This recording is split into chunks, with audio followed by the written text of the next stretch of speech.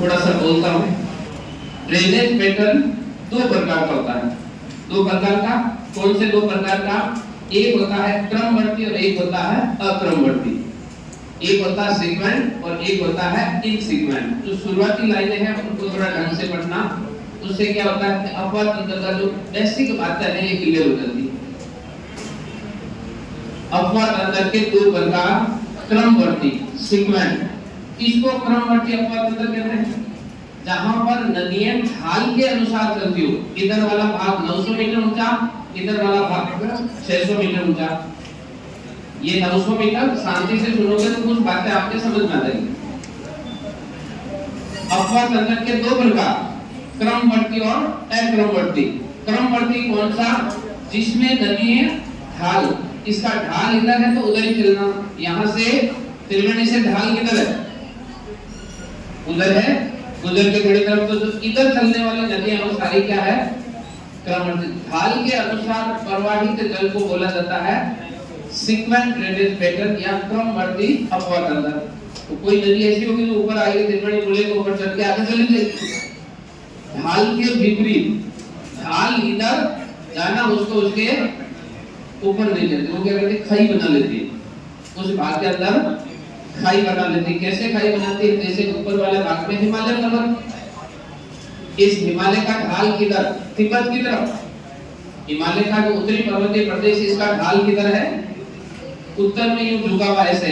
नीचे वाले भाग में तो खड़ा है भारत की तरफ। तो भारत की तरफ इसका तीव्र ढाल है और ऊपर चीन की तरफ इसका ढाल मंद है। तो सारी नदियों को कहां जाना चाहिए? ढाल के अनुसार चीन में जाना चाहिए। जबकि नदियां क्या करती है? नदियां भारत में नदी कौन सी आती है? सिंधु आती है, सतलज आती है, गंगा आती है, यमुना आती है, ब्रह्मपुत्र आती है। तो ये तो ढाल के विपरीत आ गई। कैसे आई? पहाड़ पर चढ़ी और इधर नीचे नहीं उतरी। उसने क्या कर दिया? सुरंग बना दी उस भाग। सतलज थी जाना इतना है, उसने नीचे वाले भाग से पहाड़ को काट दिया, ढाल के विपरीत प्रवाहित हो गई। जो नदियां ढाल के विपरीत प्रवाहित होती है उसको बोलता है अक्रमवर्ती अपवाद तंत्र, इनसीक्वेंट ड्रेनेज पैटर्न। अक्रमवर्ती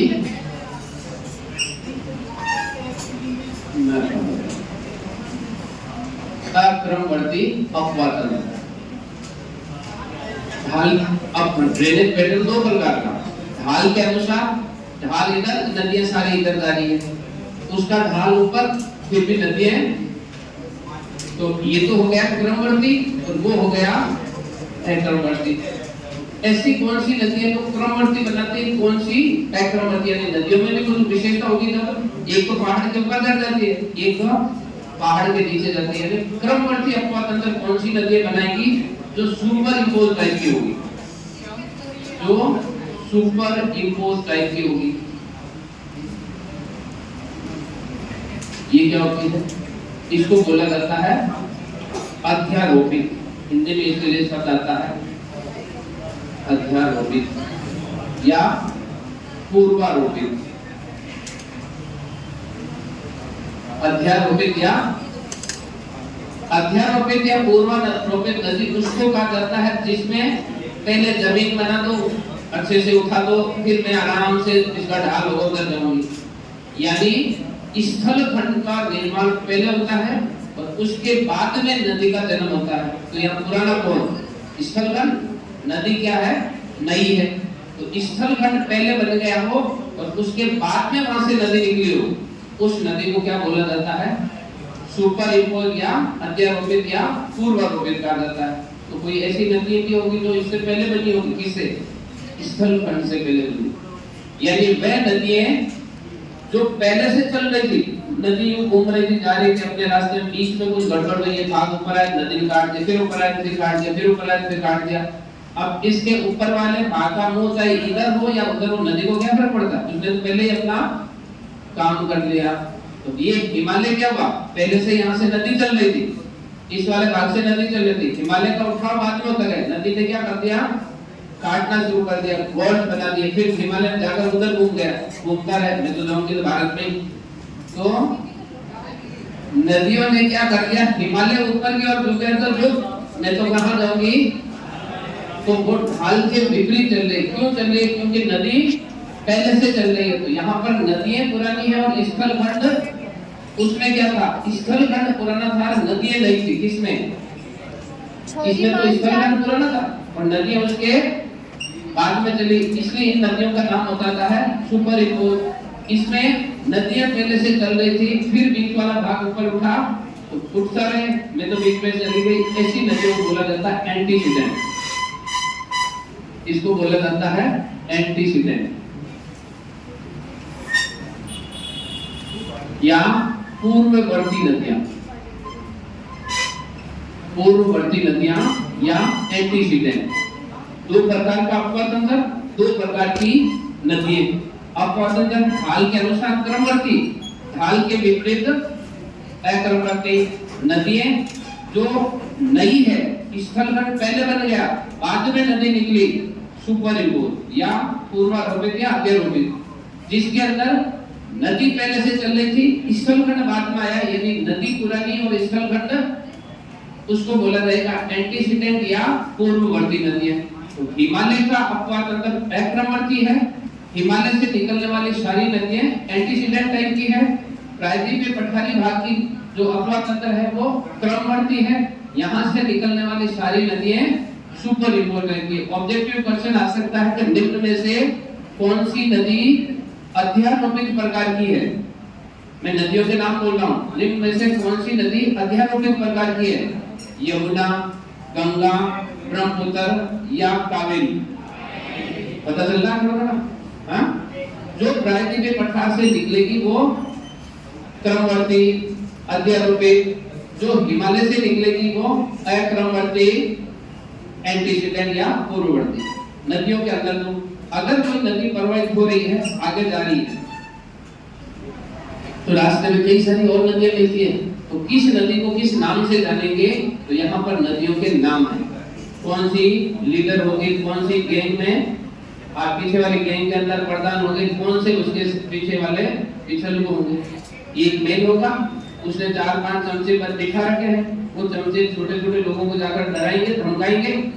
इस प्रकार की यहाँ पर नदियों के अंदर भी एक सिस्टम बना रखा है। ये मेन लीडर सबको धमकाते हुए अपने घर से निकला, जहां तक इसकी इच्छा थी वहां चला गया। यानी वह नदी जो उद्गम से लेकर अंतिम स्टेशन तक अपनी मर्जी से चलती है। मर्जी का मतलब उद्गम होता है, आगे जाकर किसी सागर या महासागर वाले भाग में मिलेगी, कोई इसको रोक नहीं सकता। तो उनको रोकने कौन है? जो साथ में चले, साथ में वोट होकर बैठ गए। तो ये वो नदी है जो सबके अंदर मेन है, उद्गम से लेकर अंतिम स्टेशन तक खुद का धर्म खुद लेकर जाती है। किसी को ना तो देती है तो लेती भूखता है, जिसका मौका मिले उसका ले लेती है, लेकिन अपना दल देती किसी को नहीं। इसको बोलते हैं अनुवर्ती नदी। अनुवर्ती नदी या कॉन्सिक्वेंट,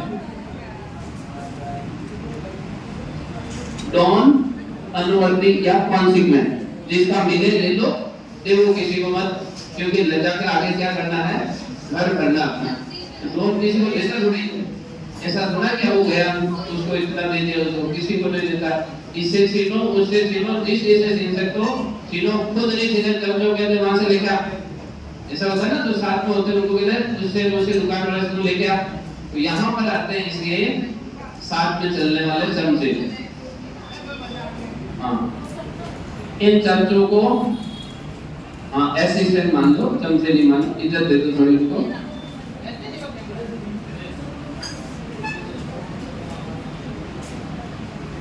ये आ रहा है इसका मेन चमचा भागता हुआ एकदम से। साफ बताइए क्या काम है? जो मेन चमचा होता है उसको बोला जाता है सबसीक्वेंट, परवर्ती नदी। परवर्ती नदी, परवर्ती नदी सबसीक्वेंट।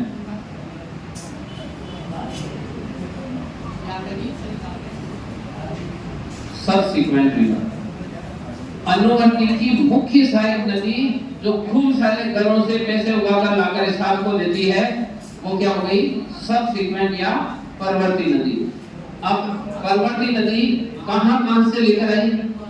जिस गली में सांप रहते हैं उसके पास वाली गली से गए, जिस गली में वो डॉन रहता है उसके पास में गली है वहां से गई।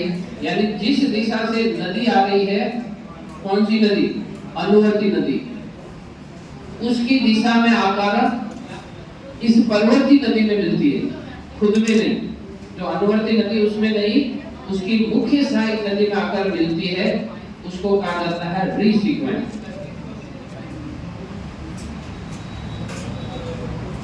इसको कहा जाता है रीसीक्वेंस। हिंदी में इसको बोलते हैं नुआनुवर्ती, नुआनुवर्ती नदी।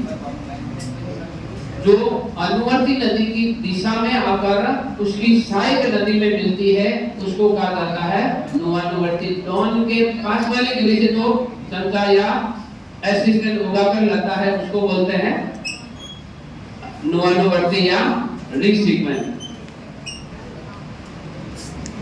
अगर किसी को चमचे को भेजा कहां पर, दूसरे डॉन की गली में, मेरा इलाका, मेरे इलाके के जो पार का इलाका है, वहां से भी उगाई करके लानी है। तो जिस डायरेक्शन में अनुवर्ती नदी प्रवाहित होती है, उसकी विपरीत दिशा से आ जाएगी। अनुवर्ती नदी क्यों आ रही है और ये उसके विपरीत आ रही है। अगर अनुवर्ती नदी की दिशा के विपरीत दिशा में आकर उसकी सहायक नदी में मिलती हो, दूसरे डॉन के इलाके में गया, वहां से उगाई करके लाकर इस डॉन को दिया। अनुवर्ती नदी की विपरीत दिशा में आकर उसकी सहायक नदी में मिलती है, इसको बोलते हैं प्रति अनुवर्ती नदी। प्रति अनुवर्ती नदी ऑफ सीक्वेंस, ऑफ सीक्वेंस। देखो अपवाद अंतर दो प्रकार का, क्रमवर्ती, अक्रमवर्ती। जो ढाल के अनुसार चले वो क्रमवर्ती, जो ढाल के विपरीत चले वो। नदियां दो प्रकार की, जो नदियां नई है और स्थल खंड पुराना है, वो तो हो गई सुपर इम्पोज, या हो गई वो अत्यारोपित, या हो गई वो पूर्वारोपित। ये सारे नाम एक ही। जो नदियां पहले से चल रही है, स्थल खंड बाद में उठा, कौन सी नदी है, एंटीसीडेंट या पूर्ववर्ती। नदियों के प्रवाह के आधार पर नाम। मुख्य नदी जो सभी नदियों का जल लेकर किसी सागर या महासागर में जाती है, अनुवर्ती नदी। इस मुख्य नदी में मिलने वाली मुख्य सहायक नदी जो अनेक छोटी छोटी नदियों का जल लेकर आती हो, उसको बोला जाता है सब सीक्वेंट या परवर्ती नदी। अब इस परवर्ती नदी के अंदर कोई ऐसी नदी जो इसकी मुख्य नदी की दिशा में आकर मिलती हो, जिस दिशा में ये जा रही है उसी दिशा में सहायक नदी चलकर उसकी सहायक नदी में मिल जाएगी। इस दिशा में ये आ रही है, इसमें ये आई, तब इस नदी का नाम हो गया रीसीक्वेंट या नुआनुवर्ती। अगर इसकी विपरीत दिशा में चलकर इसकी सहायक नदी में मिल जाए, तब उसको होता है प्रति अनुवर्ती नदी। ये अपवाद अंतर के बेसिक पॉइंट है। चंबल नदी किसका उदाहरण, चंबल नदी किसका उदाहरण। अब आपको वहां पर डायग्राम आना चाहिए, अगर नहीं आएगा तो आप इसमें से एक नहीं कर पाओगे। चंबल नदी किसका उदाहरण, यमुना नदी किसका उदाहरण, गंगा नदी किसका उदाहरण, गोदावरी किसका उदाहरण, गोदावरी की सहायक नदी किसका उदाहरण।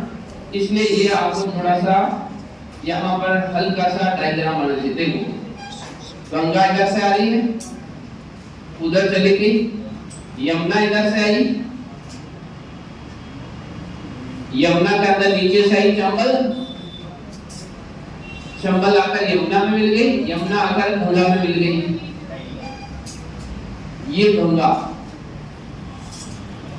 गंगा कहां से, गंगोत्री ग्लेशियर से निकलती है और गंगा सागर देव तक खुद ही जाते, किसी को अपना जल, ये तो गले का डॉन खुद का खुद। इसका नाम क्या हो गया, अनुवर्ती नदी।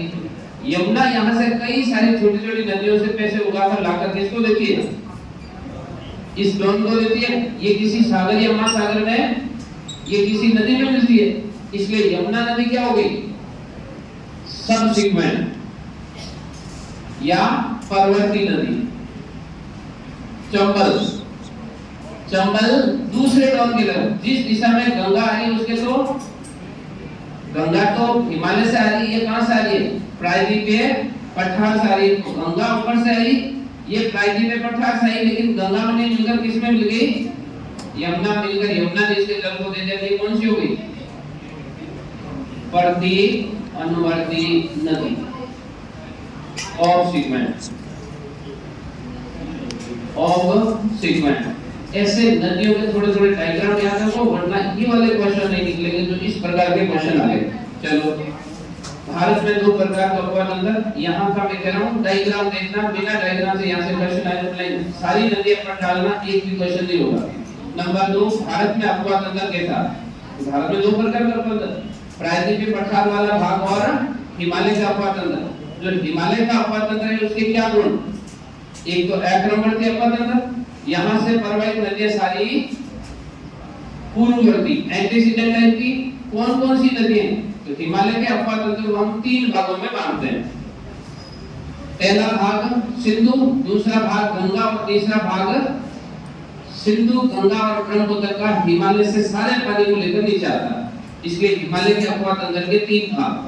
नंबर 1 सिंधु अपवाद अंदर, कितनी नदियां? 6 नदियां इसमें। इन 6 नदियों को उत्तर से दक्षिण में क्रमानुसार याद रखना। पहली सिंधु, दूसरी झेलम, तीसरी चिनाब, चौथी रावी, पांचवी व्यास, छठवीं। ये उत्तर से दक्षिण में नदियों का क्रम है। उत्तर से दक्षिण में पहला जो भाग है उसमें आप देखो कि इसमें पढ़ना क्या है। तो सिंधु अपवाद अंदर में 6 नदियां पढ़नी है। 6 नदियों को उत्तर से दक्षिण में क्रमानुसार करो। फिर एक एक नदी से बनने वाले क्वेश्चन, उसका उद्गम कहाँ, कितनी चलती है, कोई स्पेशल कैरेक्टर हो याद रखो। तो पहला नंबर पे सिंधु थी। सिंधु का उद्गम कहाँ पर था? मानसरोवर झील। मानसरोवर झील का पोखरचू ग्लेशियर, मानसरोवर झील उसका पोखरचू ग्लेशियर, वहां से निकलने के बाद तिब्बत में चलती है। तिब्बत में इसका नाम कुछ और होता है। क्या नाम होता है? शेरमुख या सिंगी कमान। शेरमुख सिंगी कमान से तिब्बत में चलती है, फिर भारत में आती है। भारत में कहां से प्रवेश करती है? टेमचोक से। टेमचोक से प्रवेश करने के बाद कौन से भाग से चलती है? लद्दाख से। लद्दाख केंद्र शासित प्रदेश है, यहां से प्रवाहित होती हुई कहां चली जाती है? पाकिस्तान में। पाकिस्तान के लगभग मध्य भाग से चलती है। सर्वाधिक इसकी लंबाई पाकिस्तान में 1426 किलोमीटर, इसलिए यह पाकिस्तान की जीवन रेखा कहलाती है। सिंधु नदी पाकिस्तान की जीवन रेखा है। सिंधु नदी का अपवाद क्षेत्र कितने देशों में? कौन से 4? आप बता दो। हाँ, जोर से बोलो, जोर से बोलो, ऐसे चीज में मत बोलो, जोर से बोलो, आराम से बोलो, नहीं आएगा मैं बता दूंगा, टेंशन क्या लेते? हाँ, भारत, पाकिस्तान, अफगानिस्तान, कैसे अफगानिस्तान धरती है?